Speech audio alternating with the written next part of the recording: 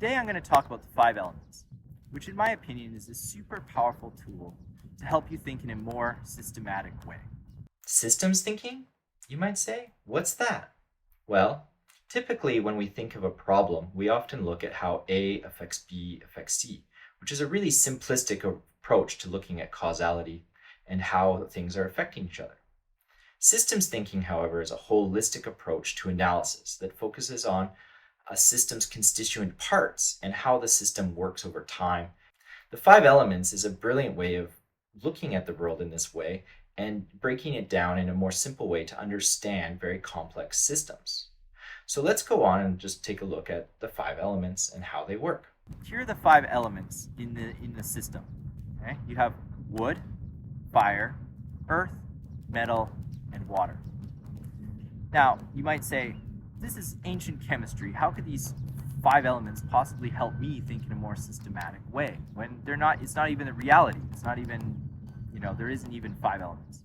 Well, you could totally use these in a way to analyze complex problems of all sorts, and I'll show you how later on in the video, and also in subsequent videos in the channel. So please remember to like and subscribe so you can follow along. Anyways, let's first though look at each of the elements and how they create each other in the creative cycle, which is a clockwise cycle showing how each element creates the next one. In a later video, we'll look at the controlling cycle. So first element we have is wood. And wood represents something that grows upwards towards the sun. The wood represents the creative yang energy, just like a plant or tree that grows and extends itself upward and outward into places it's never been. So sort of a creative and sort of goal-oriented energy as it's going up, up, up towards its source. Now wood, as it extends itself towards its source energy, eventually gets drier and drier, and then it eventually gets burned, as the water evaporates out of it. And as it gets burned, it creates fire. By creating the fire element, which is different than wood, and then it takes a form which is largely dependent on its source of fuel, right? So as fire consumes the wood, it maintains itself. And fire, of course, being a yang energy, it actively transforms the wood into earth. Okay? So as the fire consumes the wood, it creates ash, and then that ash falls to the earth. Earth, which is created by fire consuming wood, is a yin element, as it's naturally pulled to the ground, and it has no active properties. Earth takes the form of a substance beneath our feet and provides structure to other elements, such as metal and water. And it also creates a fertile environment for wood to grow. Now within the earth, parts of it will then condense into much denser forms, and these are called metals and salts and minerals, which represent the metal element. Okay? Now the metal element often goes deeper into the earth because it's heavier and it's denser. Right? And then it also can dissolve into the water, right, in the form of minerals and salts.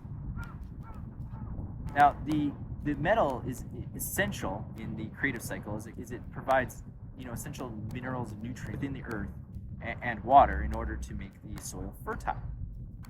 Now the next element is water, which being the most yin of the elements, it seems lower than both metal and the earth. And it's similar to fire in that it doesn't have any form of its own, but it takes the form of whatever is containing it. So now wood, which water creates, needs water to grow, right? And that water, of course, isn't independent of its own. It has to have some of the metal within the water in order for it to help wood to grow. That's essentially how the 5 elements works. It goes from wood to fire, fire to earth, earth to metal, and metal to water. And then water creates wood. So now we look at wood, of course, to grow is going to need water. But within the water, you're going to need to have minerals and salts, which are metals, right, to help it to grow. And then generally it's going to be in some sort of structure foundation, which is going to be your earth. Now, incredibly, the 5 elements have an excellent application in explaining human relationships in terms of emotions. Okay?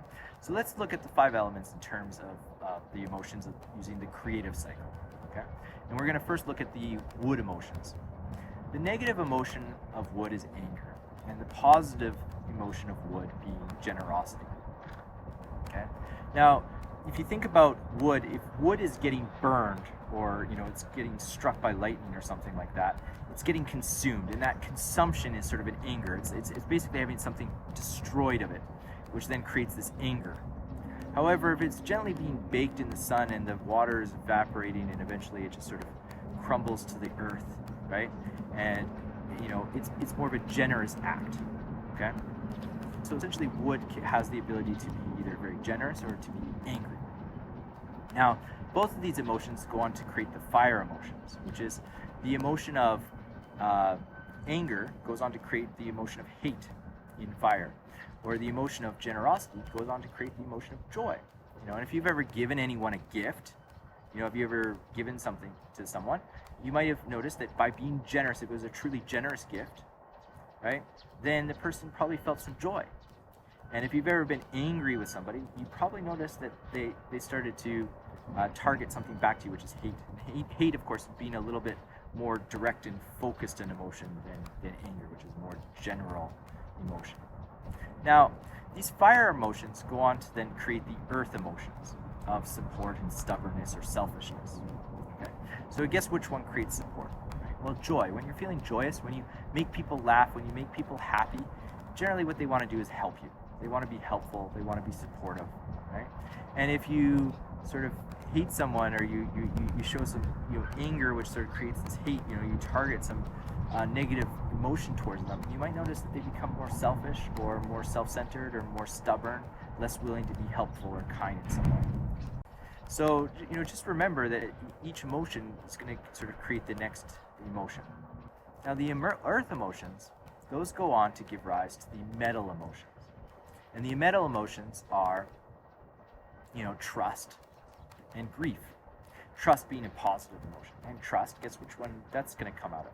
From the earth emotion, support, helpfulness. If you go over to someone's house and you regularly help them and you mow their lawn and buy them groceries, you might notice eventually one day they give you the key because they trust you, because of your help, your support, right? However, if you find yourself being stubborn and selfish and only caring about yourself, you might notice that the emotion that's going to create is sort of this sense of grief, sense of loss, right?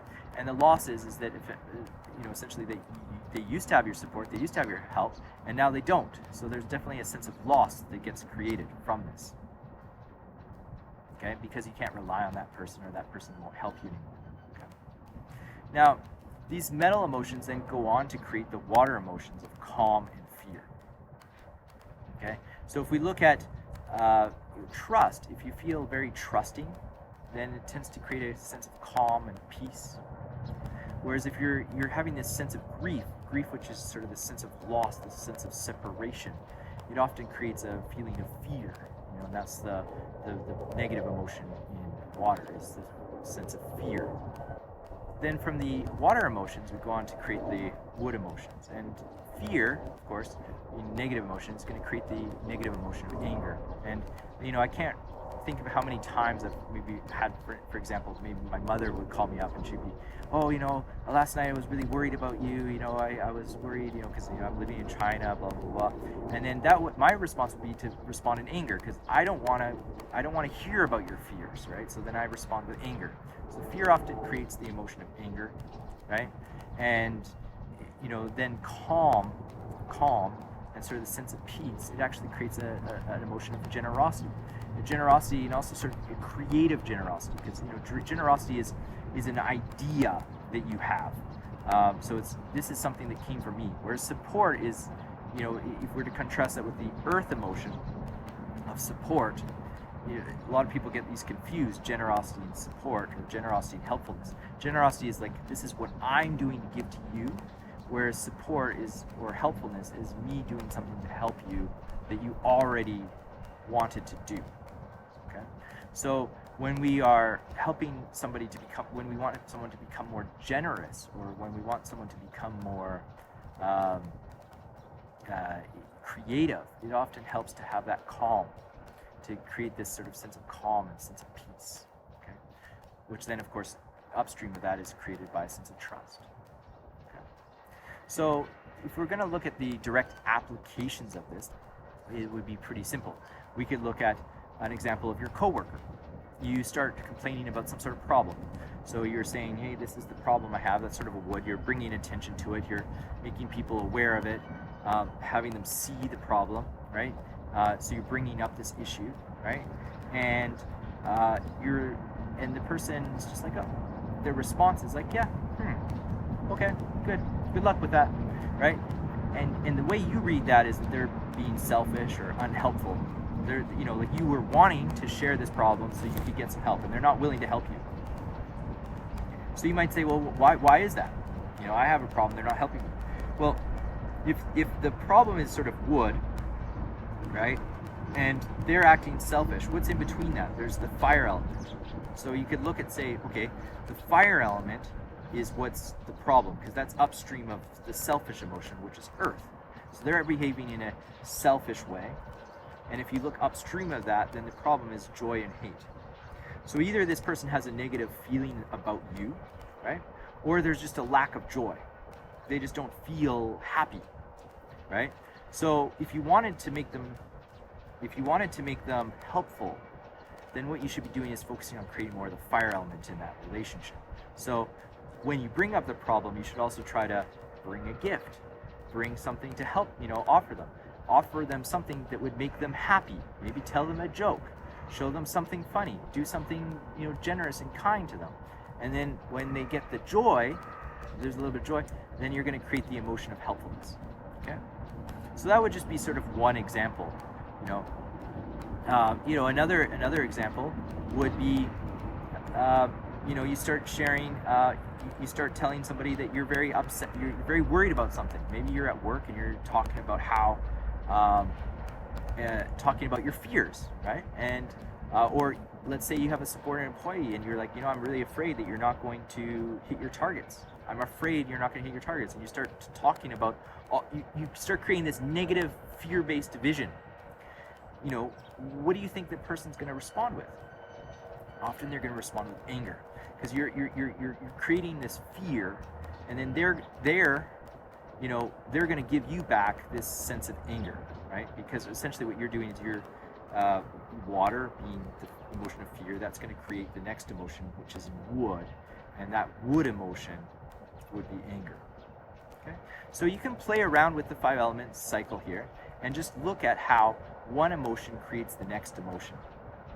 Okay, and then if you notice that there's an emotion that you're not happy with, that this person is behaving in a certain way, look upstream of it and try to think, okay, well, what's creating that, or what's not creating that, and then how do I create that next emotion?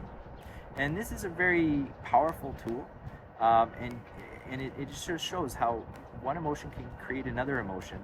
And if you're wanting to, understand why people are behaving a certain way, or you're trying to understand how to affect a person in a certain way, then this is a super powerful framework for helping you to do that.